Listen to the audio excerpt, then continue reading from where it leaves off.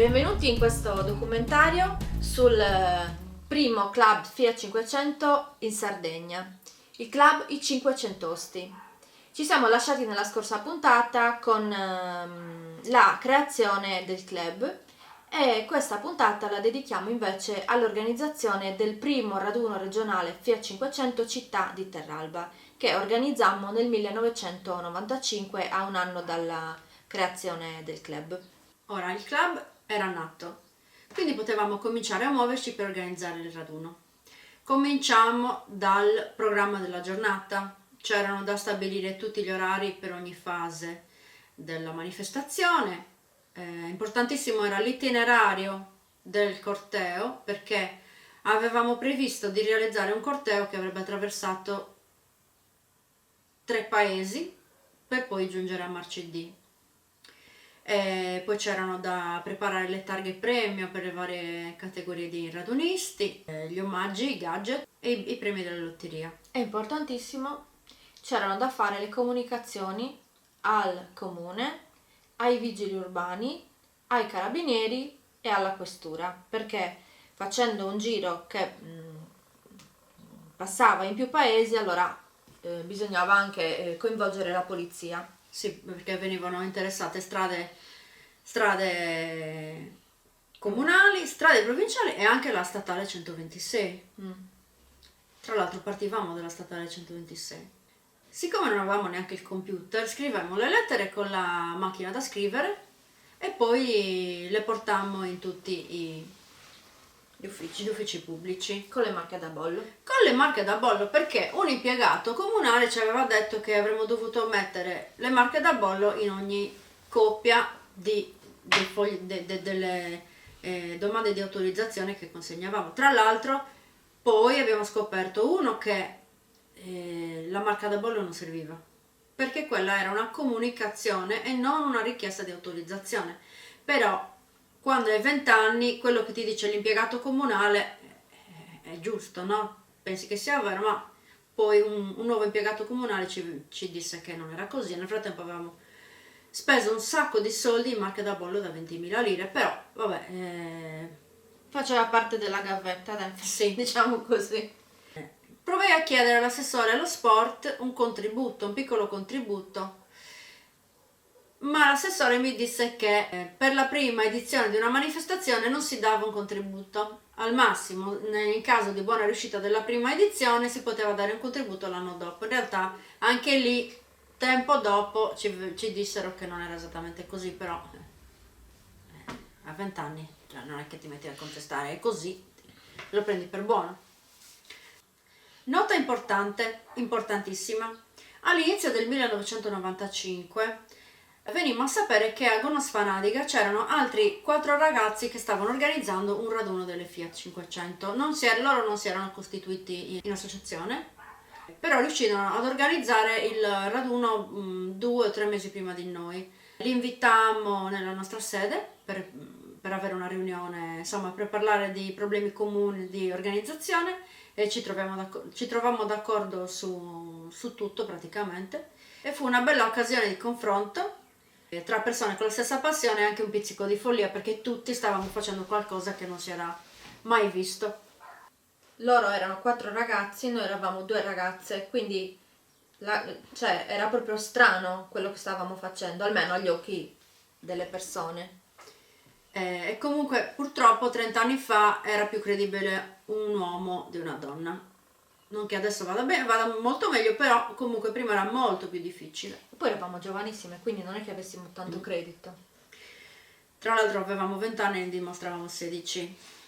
Comunque, servivano soldi per organizzare. Dovevamo pagare i manifesti, dovevamo pagare i volantini, i numeri di partecipazione. I numeri di partecipazione sono... Ne abbiamo uno pronto qua. Erano quei fogli che si mettevano, abbiamo lo sponsor, che si mettevano nei finestrini di dietro per indicare il numero appunto di partecipazione al raduno. Era un numero progressivo che si dava all'iscrizione, al momento dell'iscrizione. Quindi i manifesti, comprese le affissioni, le t-shirt, le marche da bolle, insomma tutto faceva salire la spesa. E quindi ci decidemmo a cercare quello che chiamavamo lo sponsor grande. Avevamo deciso il prezzo del sponsor grande che stava sulle magliette e sui manifesti, gli sponsor piccoli che stavano o sul numero di partecipazione o sul volantino, oppure quelli piccoli nel manifesto. Insomma, ci eravamo organizzate un listino così, e quindi andavamo a cercare appunto ad hoc, e quindi quello grande siamo andati a cercarlo in un'attività commerciale grande. Quindi a Terralba c'era una concessionaria Fiat, il cui logo era sempre presente nelle manifestazioni del paese, e pensammo di andare a proporre quello che avevamo chiamato appunto lo sponsor grande a questa concessionaria per un contributo che avrebbe coperto la spesa di 200 magliette serigrafate che avevamo intenzione di regalare ai radunisti. Cioè, speravamo di avere molti partecipanti, magari 200 magliette erano, cioè chi sapeva che volevamo fare 200 magliette ci diceva quanta gente pensi che verrà. Per noi sarebbe stato un successo anche soltanto 50 auto, quindi regalare 100 magliette, però avevamo voluto pensare in grande e quindi avevamo deciso per queste 200 magliette. Andammo dal signor Giovanni Bianco, che era il proprietario della concessionaria William. Non lo conoscevamo, non l'avevamo mai visto nemmeno da lontano, però prendemmo coraggio e andammo a fargli questa proposta. Arrivammo nel salone e ci venne incontro questo signore distinto, molto elegante, con un bel sorriso accogliente. E ci presentammo, gli raccontammo la nostra idea. E non sapevamo se pensare che se quel sorriso che aveva tenuto per tutto il tempo fosse perché l'idea gli stava piacendo, O se gli facevamo tenerezza perché... o se per lui eravamo un po' buffe, perché comunque ci rendevamo conto, cioè tutti quanti ci avevano detto ma che cosa, tutti ci buttavano giù e noi continuavamo ad andare avanti, però avevamo sempre paura della stessa risposta. E tutti quanti, non inteso con gli sponsor, tutti gli adulti a cui avevamo piacere di raccontare la nostra iniziativa ci dicevano: ma chi, voi? Ma come fate? Oppure l'idea era talmente strana che ridevano. Sì, oppure una volta una persona ci disse ma ci vuole gente che lo organizzi, e noi dicevamo: noi stiamo organizzando noi. Certo, servivano più persone, però intanto l'idea di base l'abbiamo portata avanti io e Monica. Gli dicemmo che avevamo intenzione di radunare le auto tutte in piazza, come succedeva per il motorraduno, però dovevamo ancora capire se il comune ci avrebbe dato l'autorizzazione, sempre per una questione di pubblica sicurezza. Evidentemente il suo sorriso, per fortuna, era perché l'idea gli stava piacendo, e infatti, indicando il grande piazzale della sua concessionaria, ci disse: lo facciamo qui? Non in piazza. Non in piazza, nel suo salone. E noi rimanemmo un po' spiazzate e gli diciamo che ci dovevamo pensare. Eravamo combattute perché... Cosa raccontalo tu, Monica, dai. Perché avevamo sempre visto le manifestazioni come il motorraduno fatte in piazza, e quindi anche noi pensavamo di farlo in piazza, e poi ci sembrava un po' decentrato la cosa, perché la concessionaria si trova sulla strada statale 126 che porta da Terralba a Marrubio, quindi non era in paese, era a pochi chilometri dal paese, però non era in paese, e quindi noi eravamo un po' così, però alla fine, in effetti, valutando pro e contro, quello era un piazzale perfetto per parcheggiarci le macchine, c'erano addirittura i parcheggi segnati, gli stalli, Ed era in proprietà privata, quindi ci Sì. toglieva un problema di pubblica sicurezza. Sì, infatti, perché farlo in piazza ci avrebbe un po' complicato la vita, diciamo, proprio perché e poi non in piazza bisognava trovare il modo di parcheggiarle, le macchine, insomma, stavamo affrontando i problemi man mano che arrivavano, erano tutti nuovi, e alla fine gli abbiamo detto di sì, e abbiamo fatto benissimo. Il signor Bianco ci diede lo sponsor per coprire la spesa delle magliette, e possiamo anche parlare di cifre. 30 anni dopo possiamo parlare di cifre. Allora, questa era la maglietta. Primo raduno regionale Fiat 500, città di Terralba, sponsor. Abbiamo anche sponsor, il volantino, lo sponsor così praticamente grande la grafica era la era stessa. presente anche nel manifesto, insieme a quelli piccoli, ma sempre grande. 200 magliette stampate, serigrafate a un colore, costavano 1 milione di lire, quindi era una bella spesa e quella l'avevamo risolta. Poi cercammo altri sponsor, appunto piccolini, più piccoli, per coprire le spese di quello che abbiamo detto prima. Redigere da zero un volantino nuovo di zecca per un evento non fu facile. Prima di tutto c'era da scrivere le informazioni essenziali, quindi il programma doveva essere super dettagliato perché non volevamo essere fraintese, volevamo che tutto fosse molto chiaro e quindi il programma diceva così: ore 9, iscrizioni presso la concessionaria Fiat William di Terralba, strada statale 126, km 113,5. Ore 11, partenza giro turistico per le vie di Terralba, Marrubio Arborea. Al primo anno Arborea, Marrubio Arborea. Ore 13, pranzo a Marcedì. Ore 15, premiazione e consegna targhe ricordo. Poi il regolamento diceva: l'iscrizione di lire 20.000, pochissimo, era davvero pochissimo, E comprendeva due magliette e un sacco pranzo. Possibilità di sacco pranzo extra per i passeggeri.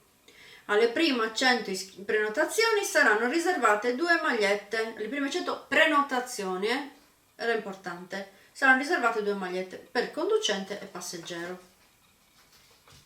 le prenotazioni arrivavano via telefono, al telefono di casa.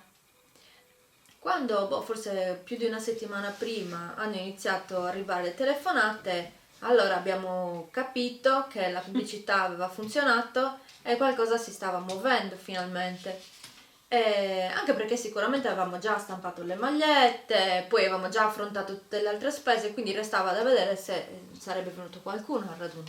A parte i soci che eravamo una ventina di auto. Le telefonate arrivavano e fino al venerdì, che era la data di scadenza. C'era la data di scadenza nel volantino, no? Sì, mi sembra. Vediamo, controlliamo subito. No, non c'era. Allora quell'anno non c'era. Quell'anno ma non c'era, dall'anno l'avevamo successivo c'era. sì. Arrivavano le telefonate, diciamo, forse erano sulla quarantina, fino al venerdì. E ma il sabato mattina ne arrivarono altre, era quasi raddoppiato il numero, più quelli che poi sarebbero arrivati la domenica senza prenotazione, perché la prenotazione non era obbligatoria, però se prenotavi avevi la maglietta assicurata, questo sì. 2 magliette assicurate. 2 magliette perché andavamo, diciamo, a equipaggio. Se di tutta l'organizzazione ci eravamo occupate in 2, sempre le solite, Monica e Valeria, per il giorno del raduno avevamo una squadra di collaboratori. In realtà erano 2 squadre di collaboratori, una per la mattina al piazzale, insomma per lo svolgimento del raduno fino all'ora di pranzo, e poi la squadra che si occupava del pranzo. Le squadre erano composte così. Al piazzale c'era tutta l'accoglienza, quindi c'era Valeria che era, diciamo, il jolly, faceva le pubbliche relazioni. Mi occupavo della primissima accoglienza quando arrivavano al piazzale e li mandavo dai parcheggiatori, e poi dopo durante la mattinata mi occupavo delle pubbliche relazioni. Quindi la 500 arrivava, veniva guidata nel punto in cui si sarebbe dovuta parcheggiare, e poi l'equipaggio veniva al tavolo a fare l'iscrizione, e lì eravamo in 3 che davamo il foglio di iscrizione con lo scarico di responsabilità, tutti i dati, eccetera. Poi c'erano 2 di noi altre 2 che si occupavano della consegna delle magliette.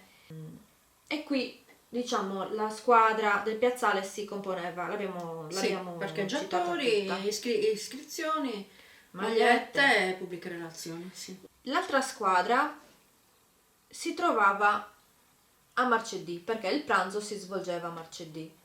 Ovviamente c'era stata tutta la preparazione dei pack lunch ed era stata appunto questa squadra ed erano i nostri genitori, i miei suoceri, i Nostri nostri zii e alcune cugine. piccole che si divertirono moltissimo. Diciamo, le squadre eravamo una ventina di persone forse il giorno. Per fortuna avevamo avuto questo aiuto, perché l'organizzazione l'avevamo fatta da sole, però il giorno sarebbe stato impossibile essere sole. Qui possiamo far finire la seconda puntata di questo documentario. Sì, annunciando che arrivò il grande giorno, ma di questo ve ne parleremo nella prossima puntata. Il grande giorno, il giorno del primo raduno regionale Fiat 500 città di Terralba, organizzato dai 500isti. Si svolse domenica 8 ottobre 1995, ma di questo vi parleremo la prossima volta. Se questa storia fin qui vi è piaciuta, continuate a seguirci e ci vediamo nella prossima puntata. Ciao!